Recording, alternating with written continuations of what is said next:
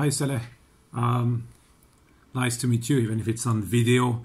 So here is the methods I was talking to you about online. So what I do is I use a very cheap standard ruler like this.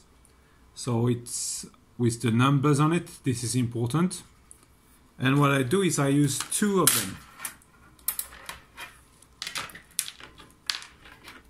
Two of those so that I have perfectly square angles. And what I do is I clamp them, I clamp them together, but you can use whatever you want to do that. So the equipment is very cheap and you just need then a normal regular camera, nothing special. It doesn't have to be an expensive one, doesn't have to be SLR or whatever. A small hand camera is perfect. And what I do is I place those on the ground so that I have an XY or XY and a Z, and the Z will be 0. So this has to come up horizontal. So it has to be somehow rigid. So you don't want to have rulers that are bending with the ground. You want to have a 0 which is straight. So this is going to be for calibrating the data and the method. And it's going to also allow me to use actually those different points here to calculate the error using RMSE or MAE to have an idea of the quality of the model. And the way it works is if I have the surface in front of me, and this is my camera, whatever it is, you want to take actually a series of photographs as though you were taking aerial photography, 1, 2, 3, 4, 5, and then at the end you go down with your camera, you continue and you continue. And what you want to do is to have a lot of overlap. So between 60 and 80% overlap is good. You can think about it between one photograph and the other. You want to see each element in your photograph at least 3 times in a row. And you want to be able to see them when you go back on the way again. So when I have something which is 25 by 50 centimeters like this, I take photograph about 30 to 40 centimeters away from it. You want to move slightly the inclination of the camera. This is for the algorithm. And while you do it, you take series of photographs. You want those photographs to be in order. So you take one here, then the next one is next to the other, etc., etc. You don't take one photograph here, then one photograph away. It has to be in order for the calculation to occur. Now, we are only going to use what is inside the rectangle, but for computation, because we are using the overlap of photograph to compute, the part which is outside will have actually a lower quality. So you want also to capture element on the outside of your ruler. So you take your photograph. And once you have that, I can do the processing and send you back the 3D data.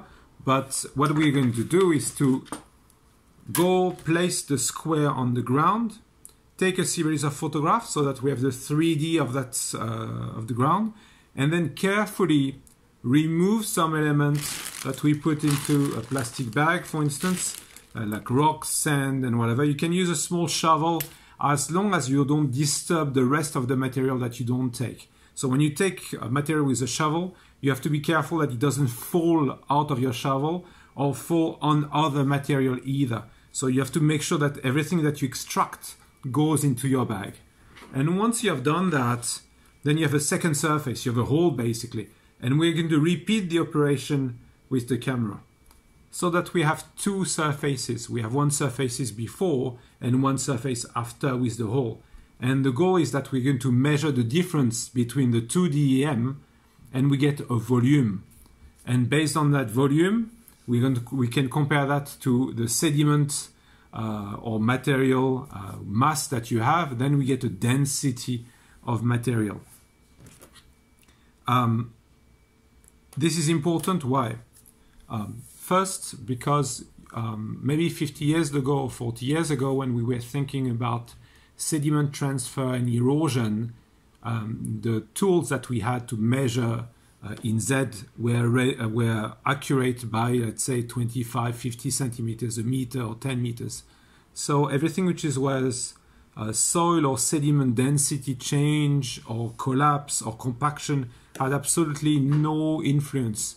But once you start to have measurements that are more precise, then you can get actually effect of the density change on those measurements. So if you want to follow your sediment cascade of measurement of erosion, you want to make sure that, let's say if you have one layer and someone or a truck goes on top of it and compact everything, you might have a hole, but that doesn't mean that you had erosion. It means that the sediment is now denser underneath. So to look at those issues, we can use that. And scientists have used SFM-MVS, which is the method I use in the last now 10 years to compare surfaces and do more and more precise DEM. But I think we have reached a point where what we measure and what the theory tells us we are measuring is not matching anymore. The people who look at topographic change at the centimeter scale say, oh, we have that much erosion, and then they get some erosion rates. I think that they're missing other elements in geotechnique, which is also, of course, the soil density. And then we can use that, of course, to make measurement of erosion.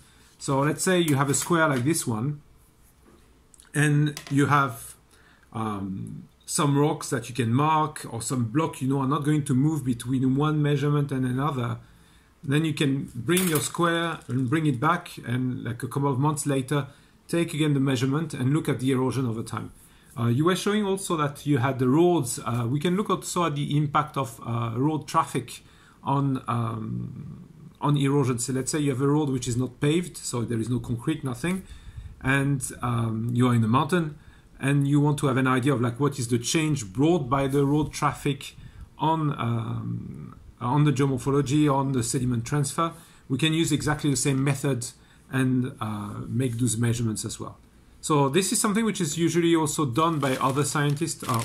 But this method is not done, but SFM-MVS, that photogrammetric method, is used by other scientists using a drone. But I don't think that we should limit ourselves to using UAV or drones when we don't have access to them or for different reasons. We can very well actually use that method with with a traditional camera. On one of the beautiful photographs that you sent me, we also have a nice cone that we can see on the other side of a dry river, I guess a valley. This kind of method can be used also to follow the erosion and the development of the fan over there. Because it's very steep, we can be on the other side and we can take series of photographs with a normal camera, and on the photograph or on the cone, if we have some points that we know the XYZ, even relative, let's say if you have a regular station to take the topography, and you can tell me this rock is XYZ this rock is XYZ this.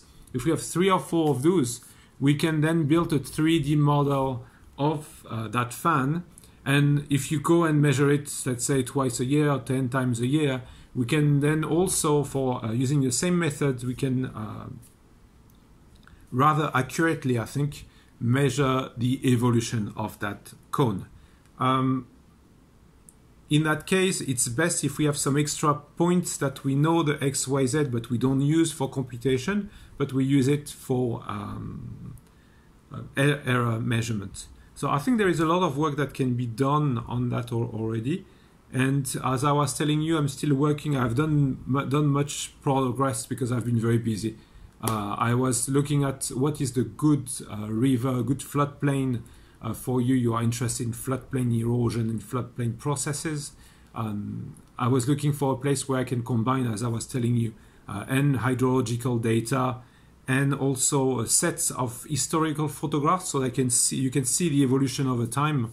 And in that case, you can also work on an environment which is a bit different from Iran as well, where it's very dry most of the time, I think. Okay, that's about all for me now. Like I will send you that video. Hopefully you can watch it and it goes well. And if you have any question, just do not hesitate to ask me.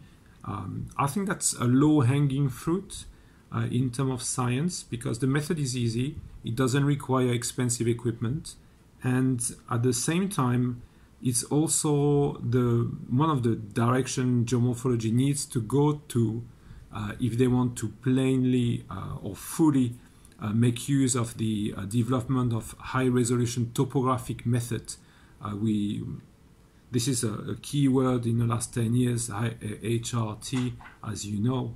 But I think that we need to revise our paradigm and the way we think about geomorphology and erosion in the light of those new methods. And I think there is something interesting to say here in our case.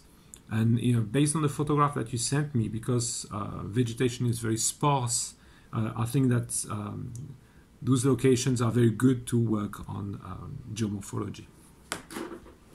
And finally, once we have that on the way and I have a paper to show my colleagues and the hierarchy here at the university, then it will be much easier to invite you for a short period, even if it's a week or 10 days, for us to do a short conference, maybe do a short presentation here for you.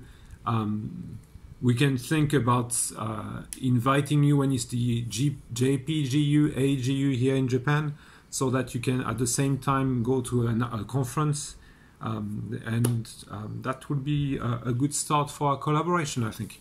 All right, I don't want to make it too long. I look forward to talking to you again, hopefully maybe through Zoom or anything else. Ciao.